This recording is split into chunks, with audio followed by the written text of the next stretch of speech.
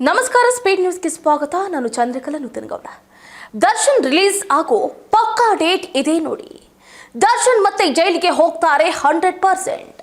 ಶತ್ರು ಸಂಹಾರ ಯಾಗ ಬೇಕಿತ್ತಾ ಅಂದಿದ್ದ ಗುರೂಜಿ. ನಟ ದರ್ಶನ್ ತುಗದೀಪ್ ತೀವ್ರ ಸಂಕಷ್ಟಕ್ಕೆ ಸಿಲುಕಿರುವ ಚಿತ್ರದುರ್ಗದ ರೇಣುಕಾಸ್ವಾಮಿ ಭೀಕರ ಕೊಲೆ ಪ್ರಕರಣಕ್ಕೆ ಇದೀಗ ಮತ್ತೊಂದು ಬಹುದೊಡ್ಡ ತಿರುವು ಸಿಕ್ಕಿದೆ. ಪ್ರಕರಣದಲ್ಲಿ 14ನೇ ಆರೋಪಿಯಾಗಿರುವ ದರ್ಶನ್ ಅವರ ಆಪ್ತ ಸ್ನೇಹಿತ ಪ್ರದೋಷ್ ಪ್ರಕರಣದಲ್ಲಿ ತಮಗೆ ಪಶ್ಚಾತ್ತಾಪ ಉಂಟಾಗಿದ್ದು ಸಂಪೂರ್ಣ ಸತ್ಯವನ್ನ ಬಹಿರಂಗಪಡಿಸುವುದಕ್ಕೆ ಸಿದ್ಧರಿರುವುದಾಗಿ ತಿಳಿಸಿ ಮಾಫಿ ಸಾಕ್ಷಿ ಅಂದ್ರೆ ಅಪ್ರೂವರ್ ಆಗುವುದಕ್ಕೆ ಕೋರ್ಟ್ಗೆ ಅರ್ಜಿಯನ್ನು ಸಲ್ಲಿಸಿದ್ದಾರೆ.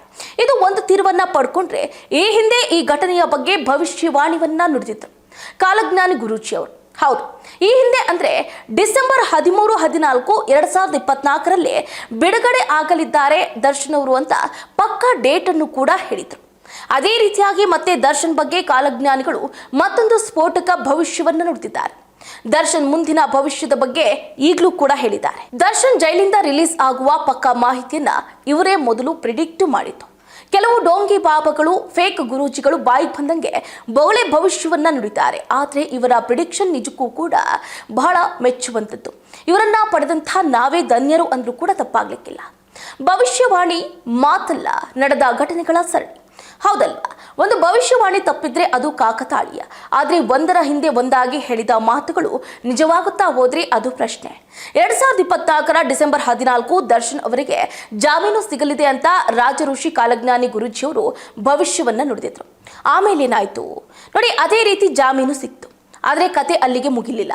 2025 ಮಾರ್ಚ್ 23 ದರ್ಶನ್ ಅವರು ಭಗವತಿ ದೇವಸ್ಥಾನದಲ್ಲಿ ಶತ್ರು ಸಂಹಾರ ಯಾಗವನ್ನ ಮಾಡಿದ್ದ ಸಂದರ್ಭದ ಬಗ್ಗೆ ಮಾತನಾಡಿದಂತಹ ಗುರೂಜಿಯವರು ಮತ್ತೆ ಜೈಲಿಗೆ ಹೋಗುವ ಪರಿಸ್ಥಿತಿ ಎದುರಾಗಬಹುದು ಅಂತ ಭವಿಷ್ಯವಾಣಿಯನ್ನು ನುಡಿದ್ರು. ಅದಾದ ಮೇಲೆ ದರ್ಶನ್ ಮತ್ತೆ ಜೈಲು ಸೇರಿದ್ರು. ಇದು ಕೇವಲ 2 ಘಟನೆಗಳೇ ಅಥವಾ ಮುಂದಿನ ಭವಿಷ್ಯದ ಸೂಚನೆಯೇ? ಇದಾದ ನಂತರ 2026 ಜನವರಿಯಲ್ಲಿ ಮತ್ತೊಂದು ಮಹತ್ವದ ಭವಿಷ್ಯವಾಣಿಯನ್ನು ಕೂಡ ಗುರೂಜಿಯವರು ಹೇಳಿದರು. ಸುಮಾರು 18 ತಿಂಗಳು ಕಾನೂನು ಹೋರಾಟವನ್ನ ನಡೆಸಲಿದ್ದಾರೆ ದರ್ಶನ್ ಅವರು ಅಂತ ಹೇಳಿದರು. ಹಾಗೆ ಫೆಬ್ರವರಿ 2028 ಒಂದು ಪ್ರಮುಖ ಟರ್ನಿಂಗ್ ಪಾಯಿಂಟ್ ಕೂಡ ಆಗಲಿದೆ ಅಂದಿದ್ದಾರೆ.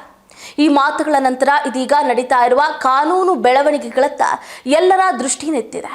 ಮಧ್ಯದಲ್ಲಿ ಹಲವು ಜ್ಯೋತಿಷಿಗಳು, ಭವಿಷ್ಯ ವಕ್ತಾರರು ಬಂದು ತಮ್ಮದೇ ರೀತಿಯಲ್ಲಿ ಸವಾಲನ್ನ ಹಾಕಿ ಹೇಳಿಕೆಗಳನ್ನ ಕೊಟ್ಟರು. ಆದರೆ ಪ್ರಶ್ನೆ ಒಂದೇ, ಯಾರ ಮಾತು ಎಷ್ಟು ನಿಜ ಆಯಿತು?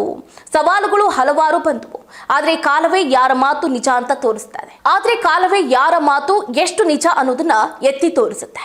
ಇವತ್ತು ಈ ಭವಿಷ್ಯವಾಣಿಗಳ ಬಗ್ಗೆ ಸಾಮಾಜಿಕ ಜಾಲತಾಣಗಳಲ್ಲಿ, ಮಾಧ್ಯಮಗಳಲ್ಲಿ ಮತ್ತು ಜನರ ನಡುವೆ ಭಾರಿ ಚರ್ಚೆ ನಡೀತಾ ಇದೆ. ಗುರೂಜಿಯವರ ಮಾತುಗಳು ಮತ್ತು ನಂತರ ನಡೆದ ಘಟನೆಗಳು ಇದು ಕಾಕತಾಳೀಯವೇ, ಜ್ಯೋತಿಷ್ಯದ ಲೆಕ್ಕಾಚಾರವೇ ಅಥವಾ ಭವಿಷ್ಯ ಜ್ಞಾನವೇ? ನಿರ್ಧಾರ ನಿಮ್ಮದು. ಈ ವಿಡಿಯೋವನ್ನ ಸಂಪೂರ್ಣವಾಗಿ ನೋಡಿ ನಿಮ್ಮ ಅಭಿಪ್ರಾಯವನ್ನು ಕೂಡ ಕಾಮೆಂಟ್ನಲ್ಲಿ ತಿಳಿಸಿ. ಈ ವಿಡಿಯೋದಲ್ಲಿರುವ ಭವಿಷ್ಯವಾಣಿಗಳು ಮತ್ತು ಅಭಿಪ್ರಾಯಗಳು ಚರ್ಚೆ, ವಿಶ್ಲೇಷಣೆಯ ಉದ್ದೇಶಕ್ಕಾಗಿ ಮಾತ್ರ. ಕಾನೂನು ವಿಚಾರಗಳಲ್ಲಿ ಅಂತಿಮ ನಿರ್ಧಾರ ನ್ಯಾಯಾಲಯದ್ದೇ ಆಗಿರುತ್ತೆ. ಇದಾಗಿತ್ತು ಇವರೆಗಿನ ಅಪ್ಡೇಟ್. ನೋಡ್ತಾ ಇರಿ ಸ್ಪೀಡ್ ನ್ಯೂಸ್, ಸುದ್ದಿ ನಿಮ್ಮದು, ವೇಗ ನಮ್ಮದು.